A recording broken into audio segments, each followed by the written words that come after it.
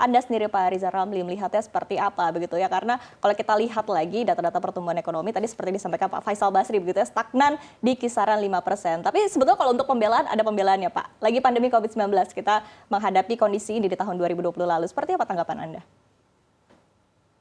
Iva, janjinya kan tumbuh 7% ya. Baik. Nggak pernah kesampaian. Tentu memang ada faktor COVID. Tapi ada hal yang lebih fundamental lagi. Kenapa ekonomi Indonesia nggak bisa tumbuh dari atas 5%? Karena kita ikut modal pembangunan bergantung hutang. Kenapa? Negara-negara yang pembangunannya berlandaskan strategi utang, kalau tumbuh terlalu tinggi, akhirnya ekonominya overheating, mesti direm. Itulah yang menjelaskan negara doyan utang di Latin Amerika, Asia, tidak ada yang bisa tumbuh di atas 5%. Nah, kalau kita lihat pengalaman negara-negara Asia yang bisa mengejar ketinggalannya dari Barat, Jepang, Cina, Korea, itu tidak menggantungkan pada strategi pembangunan berlandaskan hutang. Tetapi berlandaskan strategi dan kebijakan. Misalnya Jepang terkenal, ya kan, bagaimana strategi industrialisasinya, strategi ekspornya, Korea juga demikian. Ya. Nah, kita sudah terbius dengan hutang, tergantung dengan hutang, pejabatnya sama sekali tidak kreatif untuk merumuskan policy dan kebijakan. Sebagai contoh, tadi Faisal bilang import. Sederhana kok, dari setiap kuota import, para pejabat menerima sogokan gitu loh. Jadi paling gampang lah, kalau beras itu bisa dapat $20 per ton. Kalau import 1 juta ya kaliin aja gitu. Import bawang putih aja 17 triliun. Ya, dibagi dengan pejabat 1 triliun, pengusaha pemegang kuota 16 triliun masih pesta gitu loh. Artinya dari sisi penegakan hukum juga kurang kuat begitu Pak? Karena tadi masih ada begitu praktik demikian. Bukan. Dari hukum apalagi. Hukum Indonesia kan bukan hukum. Kekuasaan. Siapa yang kuasa menang. Kuasa dia punya uang atau kuasa secara politik, dia yang dimenangkan. Ya kan? Tapi poin saya, pidato Pak Jokowi kan dia diperintahkan untuk Trisakti. Pangan. Kemandirian dalam bidang pangan. Yang ada kan import-import mulu. Kenapa? Dia setiap kali mengangkat pejabat, dia pilih penjabatnya itu rent seeker. Orang yang mau cari uang dari kewenangan jual atau kasih kuota impor. Nah, selama ini nggak dibersihin, kita akan terus bermasalah. Karena negara besar seperti Indonesia itu harus bisa punya kedaulatan dalam bidang pangan, dalam bidang energi, sama teknologi. Kalau enggak, kita gampang banget dilumpuhkan oleh negara lain.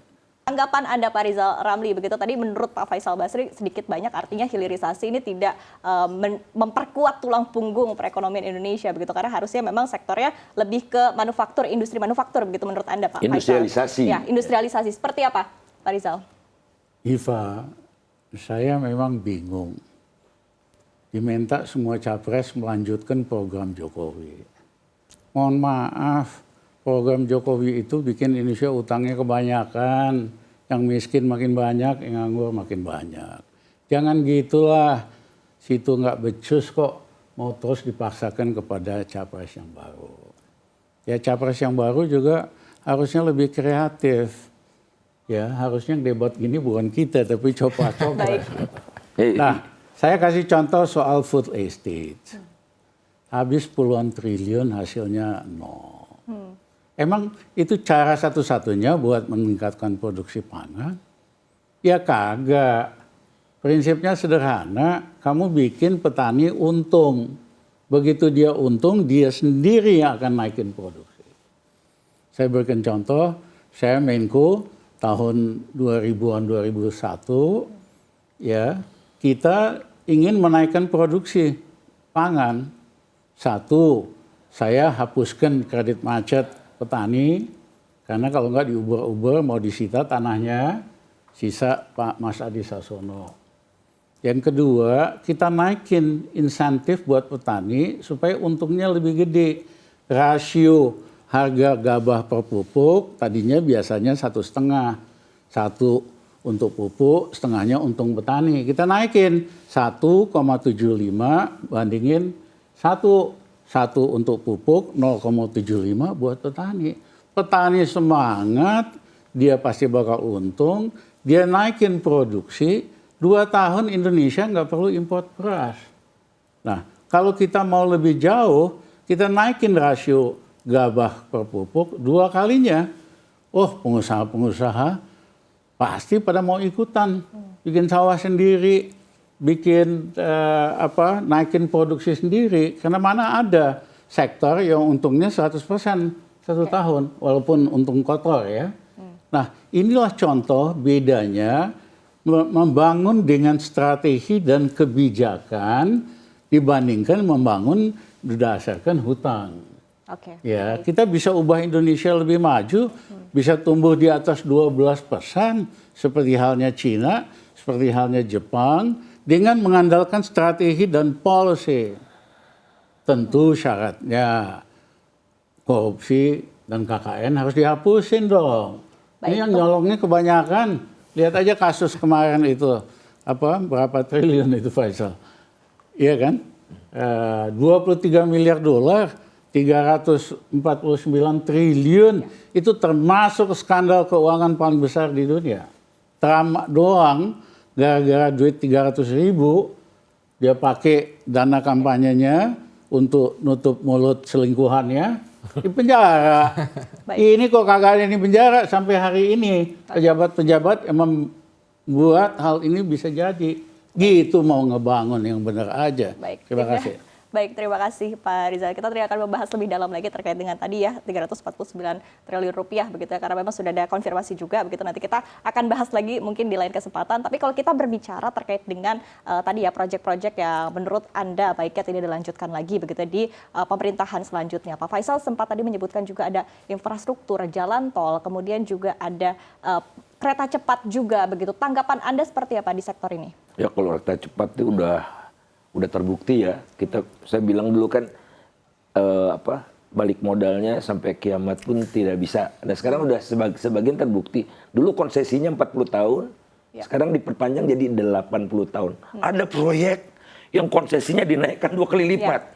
Kemudian suku bunganya tinggi sekali 3,4%. Kalau dari Jepang 0,1. Saya bukan pro Jepang, pro Cina gitu, enggak sama sekali. Tapi data-datanya menunjukkan seperti itu. Dan tidak ada satu proyek kereta cepat itu untuk jarak yang sangat pendek gitu. Pak Rizal seperti apa terkait dengan hal ini? Ya dari awal memang itu udah cacat. Kita sendiri yang di dalam kan nggak terima lah. Ibu doser sama Pak Jokowi, sama Rini Suwandi. Iya kan? Karena ke Bandung itu kan Belanda pinter. Bikin kereta api Parahyangan tuh pemandangannya bagus. Iya kan? Nah kalau itu aja relnya diperbaiki, jembatannya diperbaiki, kecepatannya bisa naik 50%, biayanya 10% kali dari total. Tapi karena ngotot ini proyek Cina, walaupun cuman 150 km kali dipaksain. Dan mohon maaf, Menteri BUMN pada waktu itu terima sesuatu dah, iya kan? Tinggal KPK aja berani periksa.